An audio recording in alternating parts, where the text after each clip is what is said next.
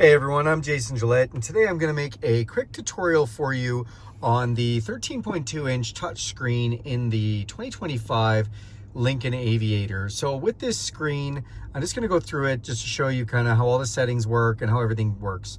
So this is the home screen, then you have the vehicle screen, and then you have the apps drawer. So we're just going to start from the home screen. So on the home screen, we first have clock, and you can see it's 24-hour. If I touch that, it's going to bring me to the clock settings. Then I can choose whether I want it to be just 12-hour clock, whether I want the time zone to set automatically, or if I want to do it manually. Back to the home screen. So this does run Google Maps. It runs off an Android system.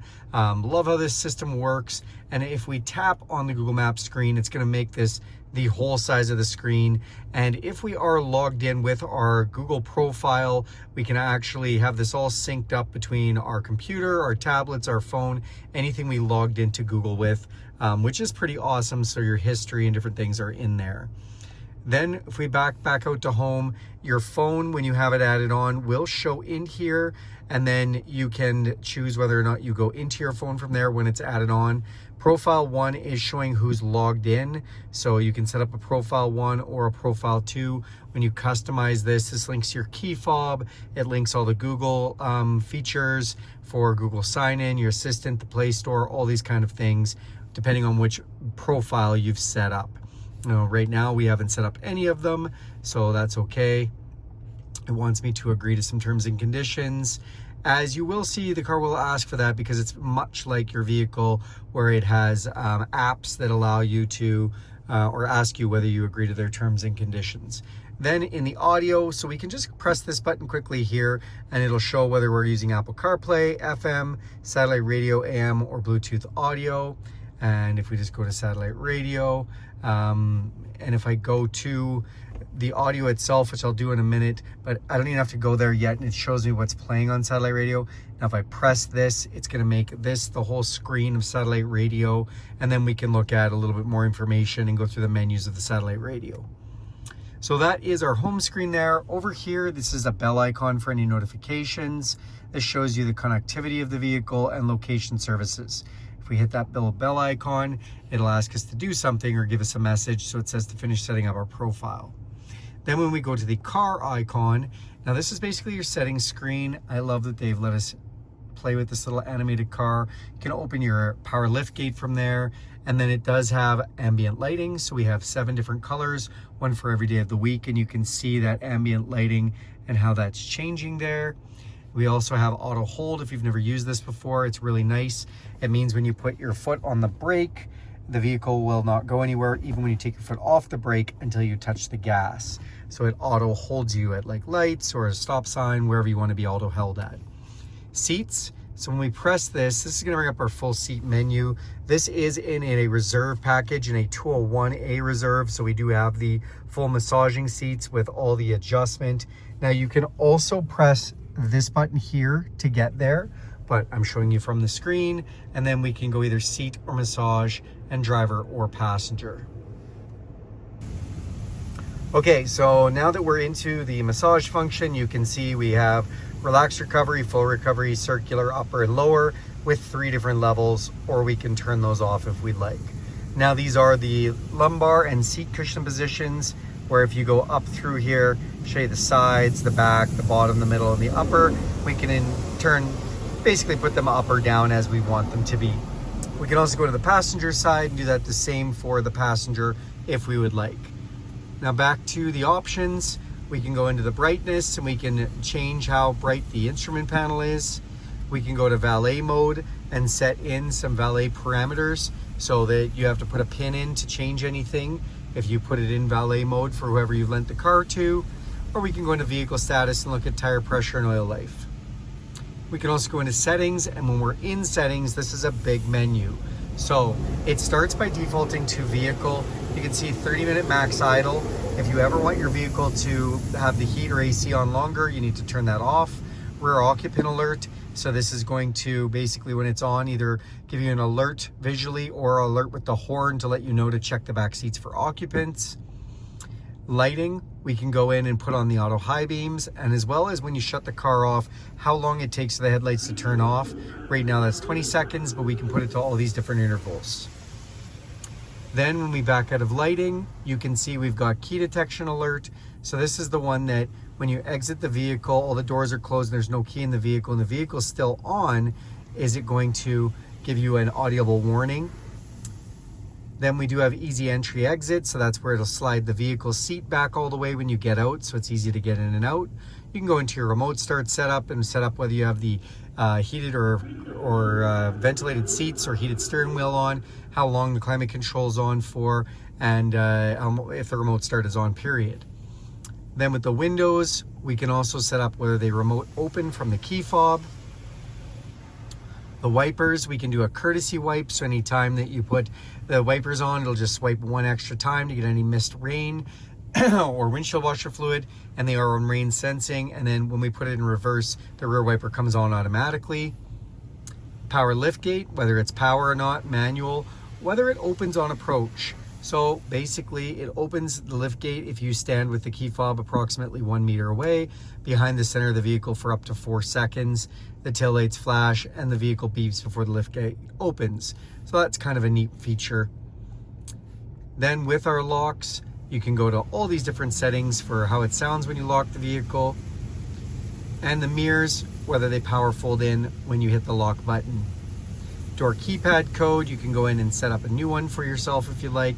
And then backup start passcode, that's if you have downloaded the Lincoln Way app, set the Bluetooth up, and decided to use your phone as a key, you can set up a backup start passcode for the vehicle.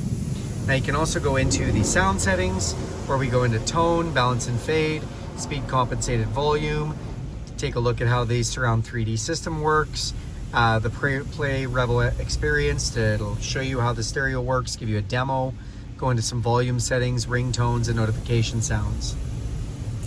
Then we go to Bluetooth, and this is where we've got Bluetooth connected devices, driver assistance, cruise control, whether in normal, adaptive, where it slows you down with the vehicle in front of you, whether it does the lane centering, where it steers the steering wheel for you using the lines on the road, and lane repositioning.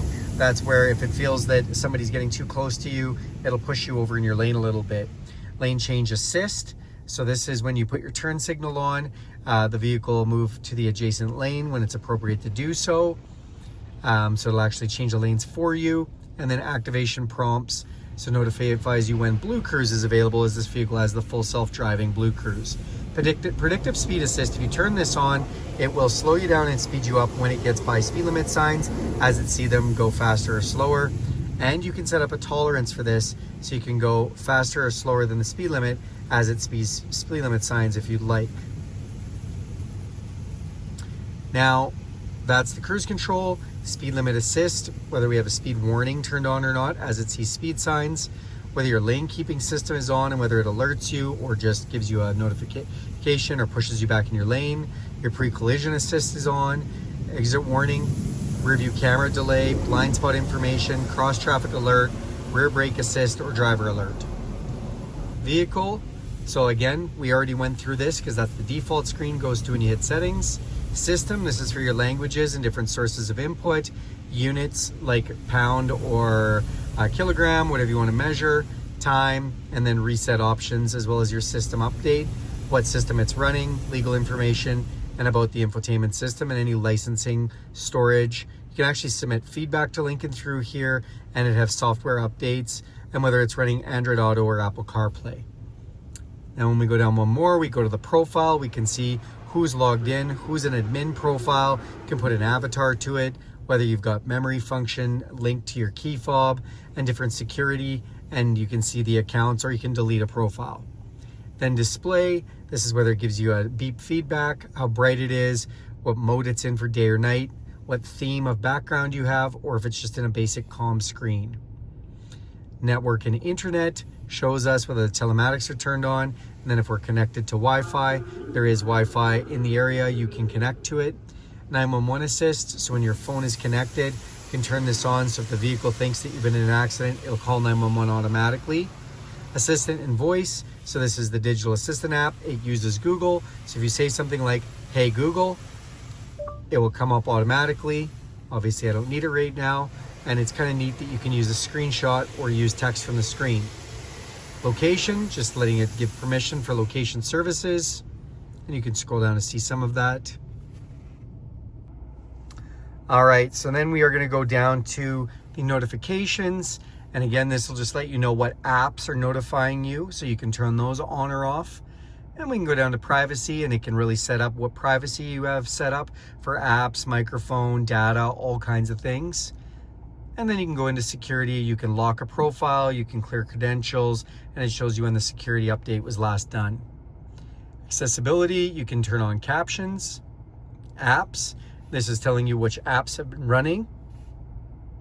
Google services, whether we see ads, Google Assistant, password manager, we can send feedback back to Google if we want. And so that's your settings screen. Then this next button here is your apps drawer. So we can see Google Maps, go into the Play Store, Google Assistant, go into our phone, AM, FM, satellite radio, Bluetooth audio, text messages, Apple CarPlay, towing, Hotspot, owner's manual, do software updates, go back into the settings, which is right in that screen before as well. Look at any games we've downloaded, any news we've downloaded, watch YouTube from our car, or go into the Android Auto. So again, some of these you do need to log in with your Google account and have access to data. If you're going to be watching YouTube, download something from the Play Store like a video game or Amazon Prime and watch movies on here. You do have to be stationary to do that, but it's pretty cool that you can do that. This is essentially just the same as any tablet you've ever used with Android 12 as the interface. Then down below, or operating system, sorry. Down below, we do have a dual climate control. This is my side and that's the passenger side. And if we press these, we can actually drag our finger up. So we can drag this up or down if we'd like, or we can just hit this button from side to side. This is for our ventilated seats, heated seats, and heated steering wheel. It does have a there, and that is for auto climate. So it'll just put on the ventilated seat or heated seat as it needs to, as it feels it from the thermostat. Then we have our fan speed here. We can put it in auto climate control. We can also press this button, and this is going to just tell us whether we're doing defrost, facing our face, or down at our feet. We can also hit the recirculate button. We can sync the temperature at the other side or go to max AC. When we hit the max button, it obviously puts it to max defrost and puts it really hot. Also turns on our heated mirrors and heated back window. And then we have air conditioning, our passenger seat controls, and our passenger temperature controls. That's pretty much it on this, my friends. Thanks a lot for watching this video. Do me a huge favor and click subscribe to this channel. If you'd like to see more content like this, hit the bell icon. You'll be notified every time I make a video. If you like this video, give it a big thumbs up. And if you have any questions or anything, feel free to ask those in the comments and I'll be happy to help address them. Thanks and have a great day.